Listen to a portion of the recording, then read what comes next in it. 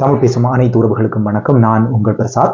ஈழத்தை அடியாக கொண்ட வெளிநாட்டில் வசிக்கிற 2 நபர்களுக்கு நடந்த சோகமான சம்பவம் தொடர்பாகத்தான் இந்த காணொலி முழுமையாக பார்க்க போகிறோம். காணொலி போகிறது முன்னாடி என்னுடைய சேனலுக்கு இப்போ தான் நீங்கள் மூத்த வாங்க சொன்னால் மறக்காமல் என்னுடைய சேனலை சப்ஸ்கிரைப் பண்ணி வச்சுக்கோங்க. அப்போ தான் நான் போகிற ஒவ்வொரு காணொலியும் உங்களை வந்து சேரும். இப்பொழுது விடயத்துக்குள்ள போகலாம். புலம்பெயர் தேசங்களுக்கு வந்து எங்களுடைய ஈழத்தைச் சேர்ந்த தமிழ் மக்கள் வந்து சென்று அங்கே வந்து வாழ்ந்து வருகிறார்கள். அந்த வகையில் பார்த்தீங்கன்னு சொன்னால் கடந்த கிழமை இத்தாலியிலிருந்து நபர் ஒருவர் ஈழத்துக்கு வந்திருக்கிறார். குறிப்பாக யாழ்ப்பாணத்தில் கொக்குவில் பகுதிக்கு வந்து அந்த நபர் வந்திருக்கிறார். ஏன்னு சொன்னால் தன்னுடைய விடுமுறையை வந்து இங்கே வந்து ஒரு நல்ல விதமாக கழிக்கிறதுக்காண்டி ஒரு சுற்றுலாவை மேற்கொள்கிற விதமாக வந்து அவர் வந்து வந்திருக்கிறார். அவருடைய வயது வந்து பார்த்தீங்கன்னு சொன்னால் 62 வயது. அவர் வந்து பின்னேற டைம், அதாவது வந்து இந்த மாலை வேளையில் வீதியால் வந்து நடைபயிற்சியை செய்திருக்கிறார். அதாவது வாக்கிங் போயிருக்கிறார்.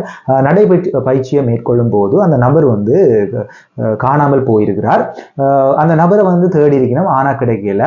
அடுத்த நாள் அந்த நபர் வந்து கொக்குவில் அந்த ரயில்வே ஸ்டேஷனுக்கு பக்கத்தில் இருக்க அந்த கல்வாரி தேவாலயம், உங்களுக்கு எல்லாருக்குமே தெரியும், அந்த பிரவுன் ரோட் அந்த இடத்துல வந்து என்ன நடந்திருக்குன்னு சொன்னால் ஒரு சைட்டில் பத்தையில் ரோட்டின் அருகாமையில் இருந்து அந்த பற்றைக்கு இருந்து அவர் வந்து சடலமாக மீட்கப்பட்டிருக்கிறார்.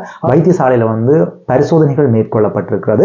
அதோட இது தொடர்பாக போலீசார் வந்து விசாரணைகளை நடத்தி வருகிறார்கள். ஆரம்ப கட்ட விசாரணைகள் என்ன தெரிய வந்திருக்குன்னு சொன்னால் அந்த குறித்த நபர் வந்து வாக்கிங் போய் கொண்டிருக்க அவருக்கு வந்து மாரடைப்பு ஏற்பட்டிருக்கலாம். அதன் காரணமாக அந்த நபர் வந்து அங்கால விழுந்து உயிரிழந்திருக்கலாம் என்பது தொடர்பாக ஆரம்ப கட்ட விசாரணைகளில் தெரிய வந்திருக்கு.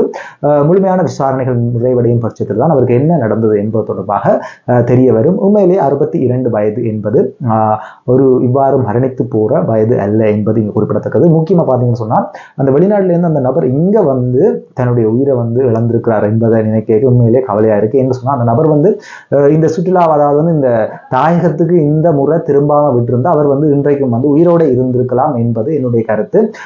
முக்கியமாக பார்த்தீங்கன்னு சொன்னால் அவருக்கு வந்து இங்கே வந்து கிளைமேட் மாறி இருக்கலாம் என்று சொன்னாங்க. உங்களுக்கு தெரியும், வெளிநாடுகளில் வந்து வேறு கிளைமேட் இருக்கும். அதோட வந்து அவருடைய உணவு பழக்க வழக்கங்கள் அதெல்லாம் என்ன செய்யிருக்கும்னு சொன்னால் மாறி இருக்கும். அந்த உடனடியாக மாறின காரணத்தால் அவருக்கு வந்து உடல் ரீதியான ஏதாவது உபாதைகள் ஏற்பட்டு இந்த மரணம் வந்து சம்பவித்திருக்க கூடும் என்பதுதான் என்னுடைய கருத்து. இது தொடர்பாக உங்களுடைய கருத்துக்களை மறக்காம கமெண்ட் பாக்ஸில் கமெண்ட் பண்ணிக்கொள்ளுங்க. அதை நான் பார்த்து தெரிஞ்சு கொள்றேன். இன்னொரு சம்பவம் என்ன நடந்திருக்குன்னு சொன்னால் யாழ்ப்பாணம் நல்லூர் பகுதியை வந்து அடியாக கொண்ட வெளிநாட்டில், அதாவது வந்து இப்போ சுவிஸில் இருக்கிற ஒரு 22 வயது நிரம்பிய இளைஞன் என்ன செய்யிருக்கேன்னு சொன்னால் தன்னுடைய நண்பரை சந்திக்கிற விதமாக வந்து ஒரு அடுக்கு மாடியிருப்பு கட்டுறதுக்கு வந்து சென்றிருக்கிறார். அந்த அடுக்கு மாடியிலிருந்து அவர் வந்து தவறுதலாக விழுந்ததன் காரணமாக அந்த நபர் வந்து 22 வயது நிரம்பிய இந்த இளைஞன் வந்து பரிதாபகரமாக வந்து உயிரிழந்திருக்கிறார். போலீசார் வந்து அந்த மேலதிக விசாரணைகளை நடத்தி கொண்டு வருகிறோம் அந்த இளைஞனின் உயிரிழப்பு தொடர்பாக. என்ன சொன்னால் அது சிறு வயது 22 வயது என்போது அப்போ இந்த சம்பவம் வந்து ஒரு வேறு ஏதும் காரணங்கள் பிற்புலங்கள் இருக்கலாமா என்பது தொடர்பாக போலீசார் வந்து விசாரணைகளை மேற்கொண்டு வருகிறோம். விசாரணைகளோட முடிவிலான் தெரியும் அந்த இளைஞனுடைய மரணம் சம்பவத்திற்கான உண்மையான காரணம். நான் இந்த விடயத்தில் என்ன சொல்ல வரேன்னு சொன்னால், நீங்கள் வந்து உள்ளூரில் இருந்தாலும் சரி, வெளிநாடுகளில் இருந்தாலும் சரி, இவ்வாறான சில அசம்பாவிதங்கள் ஏற்படுறது வந்து நீங்கள் தவிர்த்து கொள்கிற விதமாக நீங்கள் முற்காப்பு நடவடிக்கைகளை மேற்கொள்ளணும். அதோடு வந்து மிகுந்த அவதானமாக இருக்கணும் என்பதுதான் என்னுடைய வேண்டுகோள். முக்கியமாக 22 வயது இளைஞன் வந்து மரணித்து போகிறான்னு சொன்னால் அவருடைய தாய் தகப்பன் அவருடைய உறவினர்கள் வந்து எவ்வளவு வேதனைப்படுவார்கள் என்பதை நீங்கள் ஒருக்கா நினைச்சு பார்த்தீங்கன்னா விளங்கும். பொதுவாக ஒரு வயது வந்த ஒரு நபர் வந்து மரித்து போகிறார், வயது வந்து ஒரு மரித்து போகிற ஒரு நபருக்கும், அதாவது இளம் வயதில் மரித்து போகிறதுக்கான அந்த வலி வேதனை வந்து ரெண்டுக்குமே வித்தியாசம்.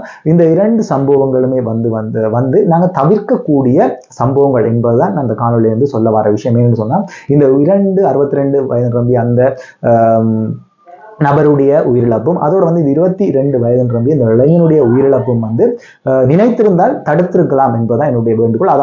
அதோட காலம், அதாவது வந்து நீங்கள் சொல்லுவீங்க உடனே விதி விளையாடுகிற என்பது தொடர்பாக அதையும் யாராலையும் தடுக்க முடியாது. மீண்டும் ஒரு நல்ல காணொலி வாயிலாக நான் உங்களை சந்திக்கிறேன். அதுக்கு முன்னாடி என்னுடைய சேனலை சப்ஸ்கிரைப் பண்ண பார்த்துக்கொண்டு தான் மறக்காம என்னுடைய சேனலை சப்ஸ்கிரைப் பண்ணி வச்சுக்கொள்ளுங்க. நன்றி, வணக்கம்.